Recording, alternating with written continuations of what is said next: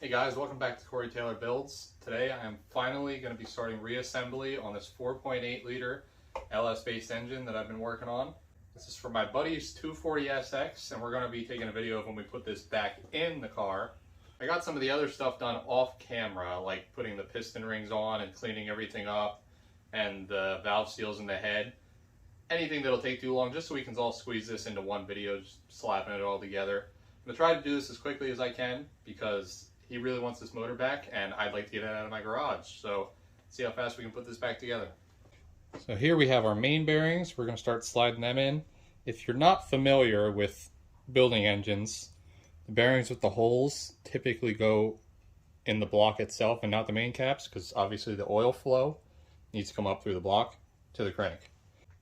This is our thrust bearing. We're going to get this put in first. This doesn't have a locator tab because of the way it squeezes around the side of the block. They don't really need the locator tab. This one's always a little hard to get even, so you can tap it with something soft until it's the same amount up on each side.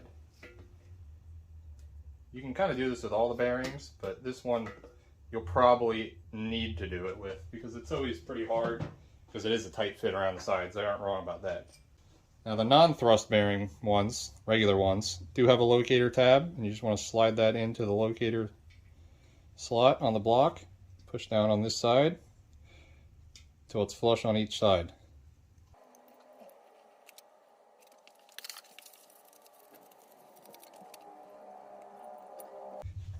Take some assembly lube, or oil if you don't like using assembly lube. Drizzle some of it on all the bearings. Just smear that around on there. Make sure for the thrust bearing, smear a little on the sides of it too.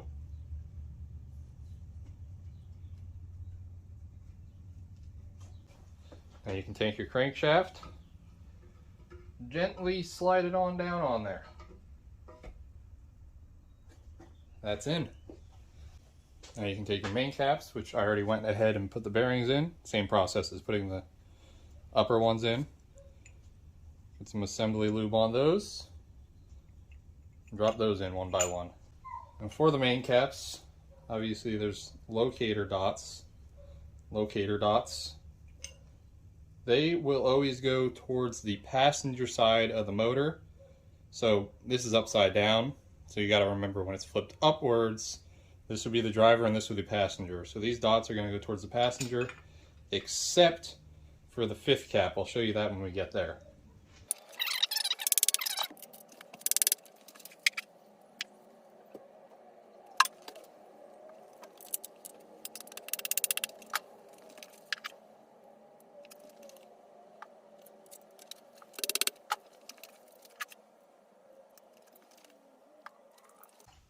Now for this fifth cap, one all the way in the rear, actually goes the opposite way. The two dots are going to go on the driver's side of the engine, and that's because of these two almost bat wing style lips that come off. If you spin it this way, those tabs will hang almost out the back of the block, and they'll interfere with your cover that goes over the back there. So you want to spin it this way, and those tabs will come inward.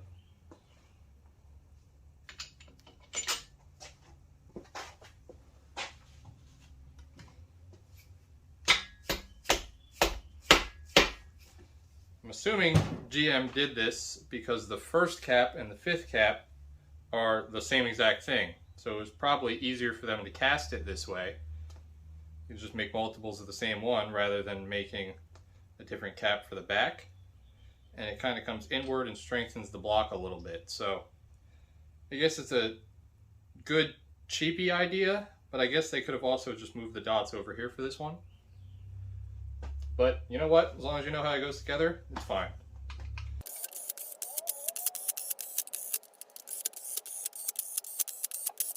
We're going to go ahead and torque all these bolts down to 15 foot-pounds. And the inner ones are a 90-degree turn, and the outer ones are a 51-degree turn.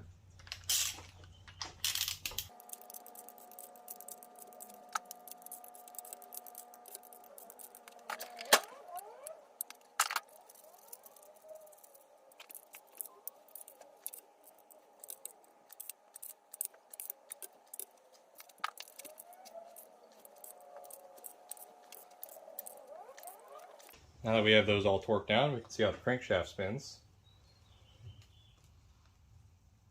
Very smoothly. It's exactly how we want it to feel. And we can start getting the rods in. Alright, we're going to start putting these pistons in. This is piston 1. I have a little mark there for it. Got our brand new rings on here. Fresh bearings. I already put the bearings in all the pistons, so same process as putting those bearings in, just a little keyway that you slot it into and then push the bearing down around. Gonna get some assembly lube on there before we put it in, smear it around.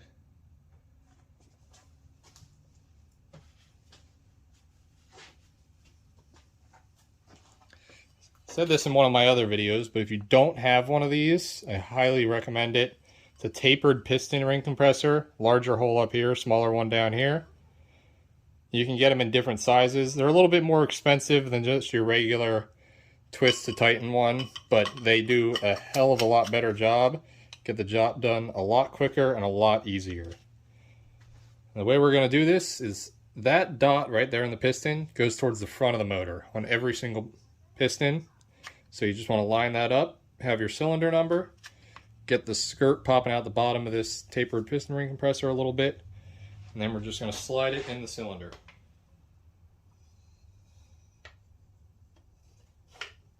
Remember to oil up your cylinders. I already oiled these, so they're all good to go. And then, where did I put it? You're going to get your rubber mallet, use the bottom of it. Grab the bottom of the piston, try to line it up with where you want to go. Just give yourself a few taps until that tapered piston ring compressor falls off, then your piston's all the way in. Is that all the way in? Keep tapping it and guide the big end of the rod around the crank. You don't want it to ding off the crank at all. You just want it to gently end up going right where you want it. And you want to take your cap, with assembly lube, of course. You want to put that right on the end of that rod. For these rods, these are Gen 3 rods. There's going to be a rounded end and a flat end. Make sure you line that up with the other end of the rod. It's going to be the exact same, rounded end, flat end. Obviously, rounded end towards rounded end and flat end towards flat end. These are going to be an 11 mil. We're just going to snug them down so our bearings don't go anywhere while we spin the motor over to do the rest of the pistons. Don't put any real torque on these until you're actually ready to torque them.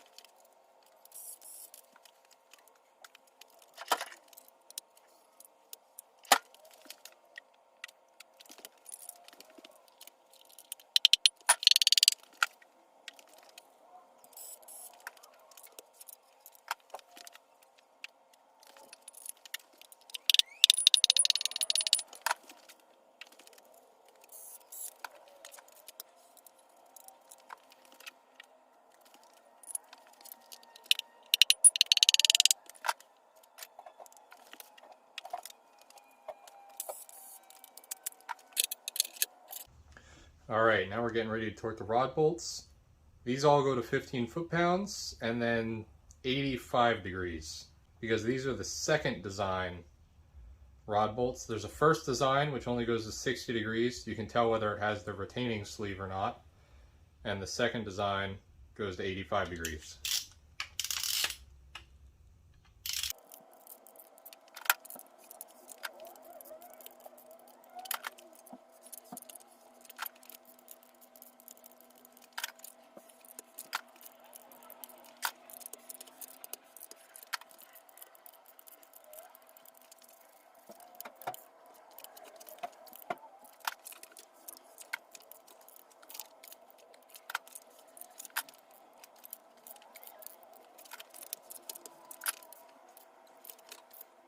Okay, those rod bolts are all torqued. Let me get the side bolts for the main caps in. I forgot to do those when I first did the main caps. Those are just the 10 mils that go in through the sides. They go to 18 foot-pounds. Okay, now we're going to go ahead and put the cam in. If you've watched the other videos on this channel, you may recognize this cam. This is the cam that came out of my 300CX. This camshaft is from a 1999 Corvette. It's got 0.5 lift on all the lobes and should give this thing a little bit of a bump over the factory cam.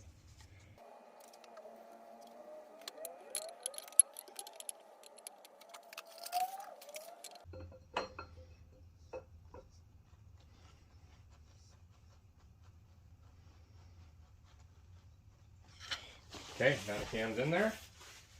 Let's get the retaining plate on next.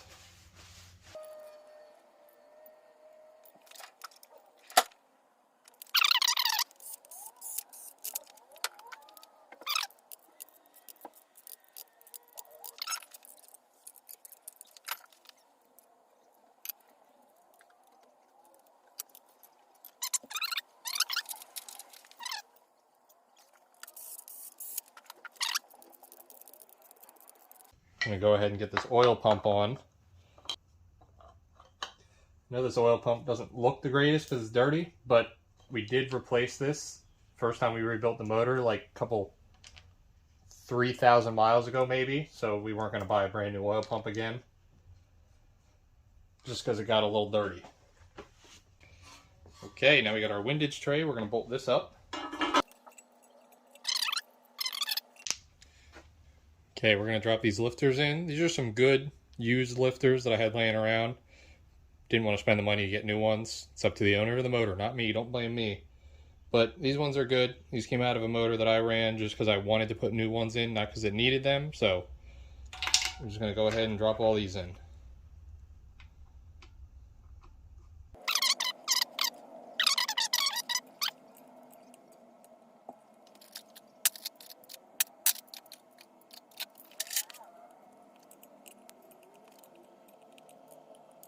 Now that we got the lifters in, we can drop these trays on in. Sometimes it might be a little tricky. If the lifter is not lined up, you can get down there with a 19mm wrench and twist it. Or sometimes, if they're nice and easy, like this one is, you can just twist it with your fingers.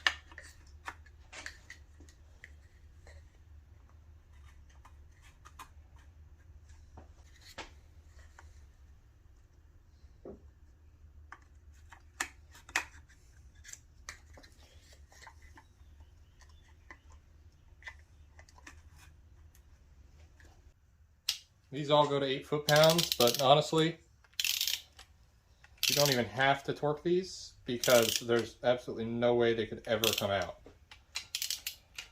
They would just run into the bottom of the head and it would hold them in place, so. But torque them anyways, don't be stupid.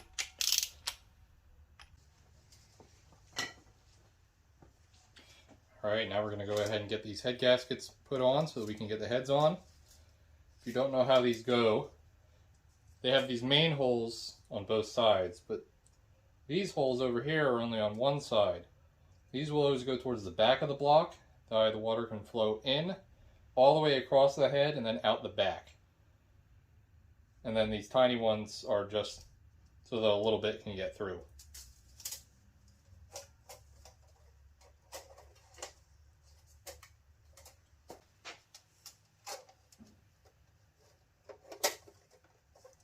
We can get our heads put on.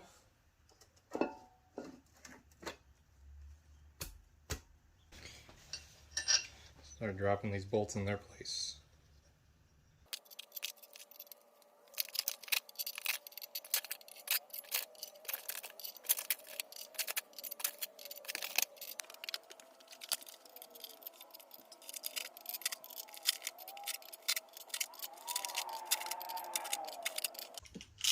Okay, now we're going to go ahead and torque all the big bolts on the heads to 22 foot-pounds.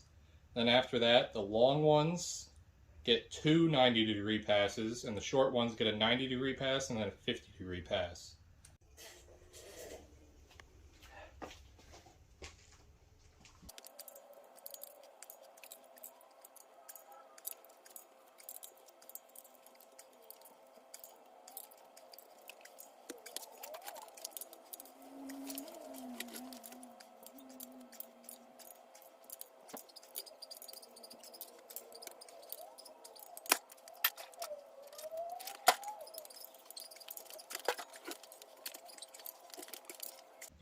these 10 mils to 22 foot-pounds.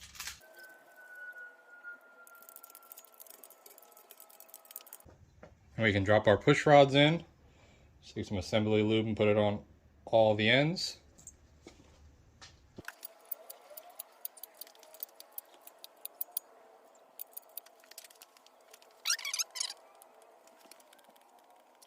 And you can grab the rockers and set them on.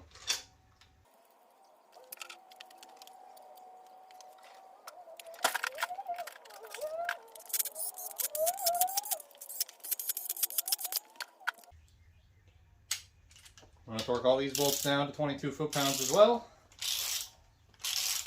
Seems like they like to do 22 foot-pounds on a lot of things for this motor.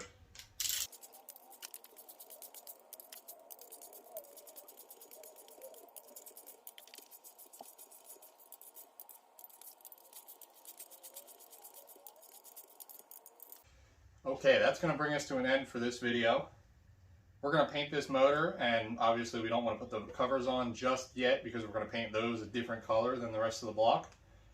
So you'll be able to see what the motor looks like when we do the video of us putting this motor in the car. You can come back and watch that. It should be hopefully not too long, maybe 2-3 weeks from now. So thanks for watching. Subscribe if you haven't already. Have a good day.